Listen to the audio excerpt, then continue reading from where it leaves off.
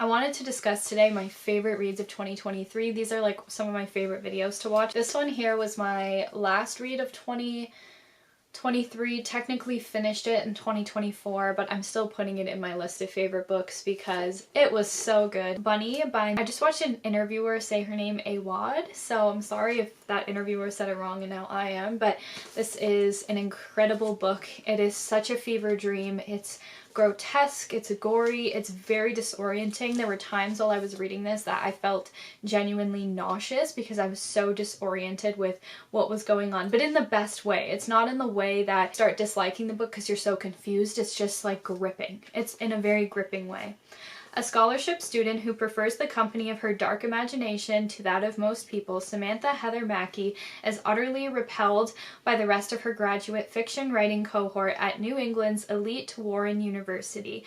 A clique of unbearably saccharine, yet sinister rich girls who call each other Bunny seem to move and speak as one. But everything changes when Samantha receives an invitation to the Bunny's fabled smut salon and finds herself inexplicably drawn to their front door, ditching her only friend Ava in the process. As Samantha plunges deeper and deeper into the Bunny's world and begins to take part in their monstrous experiments, the edges of reality begin to blur. Soon her friendships with Ava and the bunnies will be brought into a deadly collision. I don't even think a synopsis can do this book justice. It's genuinely so good. Definitely one of my favorite books I have ever read in my life. And I'm currently reading Rouge by Mona and I'm really enjoying it, but like Bunny is just 10 out of 10. I think this is such a gorgeous copy of this book and I could not put this one down. We have Frankenstein by Mary Shelley. Such a beautiful novel about what it means to be human. The book was different than I was actually initially expecting it to be. I thought it was just gonna kind of be like a scientist in a lab who creates a monster, but it's so much deeper than that and honestly doesn't really take place in a lab that much anyways. Frankenstein is the scientist. I always thought Frankenstein was the monster. As you can see, I saved almost every page of this book. I think Mary Shelley is one of the most brilliant writers I have ever read in my entire life. It definitely plays into those themes of man versus nature and when we try to play God and kind of like humanity and science. It plays into, you get to kind of see this monster experience the world for the first time and you kind of stop and think about how some of our customs are very strange and how humans would look to sort of an outside perspective.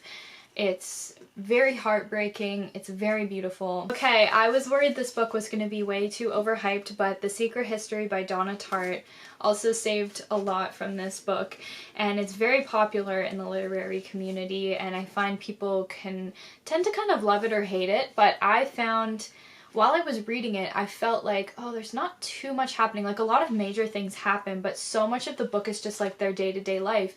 But I think about, this is like my Roman Empire, I think about these characters all the time. This book left such an impact on me. I just thrifted The Goldfinch by Donna Tartt, and so I'm definitely going to read that one soon. Loved The Secret History. She is such a brilliant writer. I think she wrote this book for 8 or 9 years, so you know that so much love and care went into it. Under the influence of a charismatic classics professor, a group of clever, eccentric misfits at a New England college discover a way of thought and life, a world away from their banal contemporaries, but their search for the transcendent leads them down a dangerous path beyond human constructs of morality. The book is so chaotic, so much happens. I wouldn't really classify it as a thriller, although it has themes of a thriller such as murder, which happens on the first page, so no spoiler there.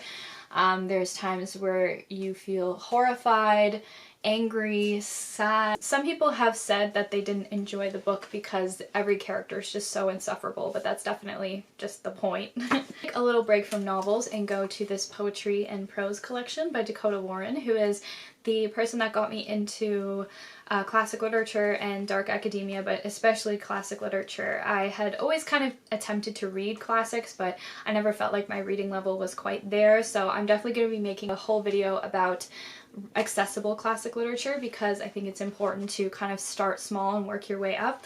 But this is a beautiful collection. I talked about it in my first video. It's just It's visually appealing, it's stunning. On Sun Swallowing is a sweet and bloody collection of poetry, prose, and journal extracts dancing in the spaces between girlhood and godhood, satin and switchblade, salvation and damnation, philosophy between cotton sheets, existentialism cross-legged on the shower floor, cheap cigarettes, even cheaper wine, and an oath to reach hell by midnight and be home in time for work in the morning. The artwork in here, I don't have a physical copy, but I wanted to kind of put a variety of different books in here, and I listened to the audiobook Love, Pamela. I absolutely adored it. Her writing style is exquisite. She is a beautiful writer. I think no matter what opinions you had of her in the past, you should definitely read this to kind of like hear about her life, empathize with her.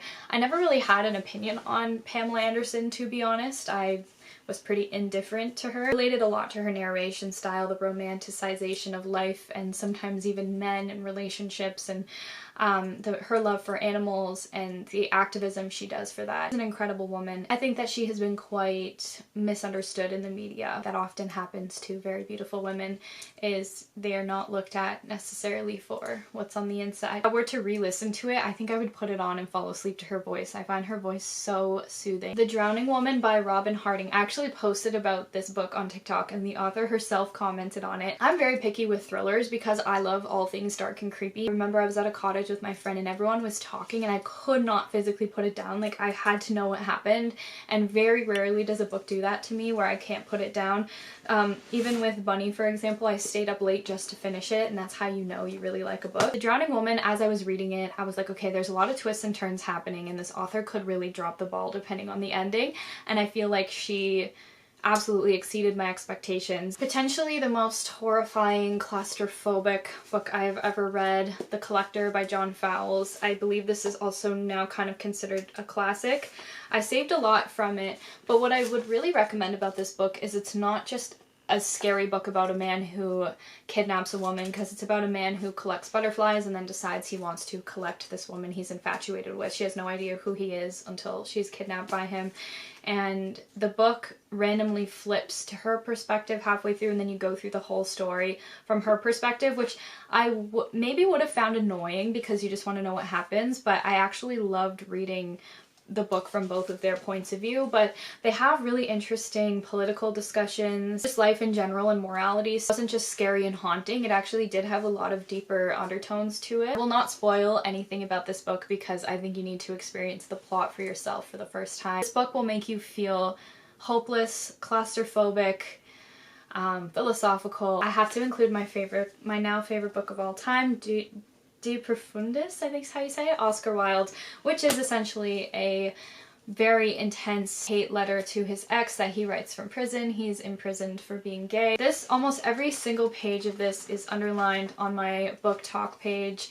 I post so much about this book. I will be rereading this forever, and I highly recommend you read it too. It's so heartbreaking. If you've ever felt like you've been in a relationship where you've put a lot more into someone else than they've put into you, if you feel like you've been in a toxic or bad relationship, this book was also for you, because the person he was in love with was just not the best, from Oscar's perspective at least. Obviously, I don't know for certain. So much I could say about this, but I think I would go on forever and ever. I just highly recommend that you read it. I also read Acting from a Spiritual Perspective and saved a lot of it, highlighted a lot of it. This made me fall in love with the craft of acting even more, as if my acting classes with my wonderful coaches didn't already. This cemented it, and I had this someone DM'd me and recommended this book. Very glad I read it. If you are into acting, or if you just are interested in the art form itself, this is an incredible book. It talks so much more about gifting your heart and your soul to the craft of it, rather than just like fame, money, but it also does go into that, and it has a lot of helpful tips about getting an agent and submitting yourself. It's a little bit outdated because this was written before like social media and like the internet, I'm pretty sure, because it's more about mailing your headshots, for example. Do you hesitate pursuing an acting career because people tell you it's impractical or too competitive? Are you a working actor and find yourself frustrated, blocked, can't get those roles you want, or losing heart? This book provides spiritual and practical That's what I like about it. Practical as well. Guidance for both working and aspiring actors through acting from a spiritual perspective are techniques, exercises, and affirmations to help you gain the skills and confidence you need to be a successful actor. Learn how to determine the best roles for you, get the right agent, audition with assurance, avoid stage fright, identify with your character, perform effectively, and more. First classic I ever read. I just got into classics last summer, so it's been about 6 months, and this will always have a special place in my heart. We all pretty much know the plot of Dr. Jekyll and Mr. Hyde, so I won't bore you with it, but this is in my top few favorites because I absolutely loved the themes of like man versus science, morality, at what point can you still have a conscience about your own actions, what happens if we separate the good and evil within us, at like Gothic Victorian, I think it's Victorian era. Quite chilling. It's very good. Okay, those were my favorite reads from 2023. I only really started to get into classics and dark academia in August of 2023, so these are pretty much my favorites from 6 months. It's not from the whole entire year because I didn't really read a lot of fiction until I found classics. To make more videos like this, and I'm gonna have a lot more to choose from this year because I'm reading a lot more than I did last year, but I hope you enjoyed this video. Please subscribe if you love all things books like me, and I also have a TikTok page called Meg's Book Talk page where I talk about all things books and I post a lot of quotes from books that I love. So thank you for being here, and I hope to see you in my next video. Bye!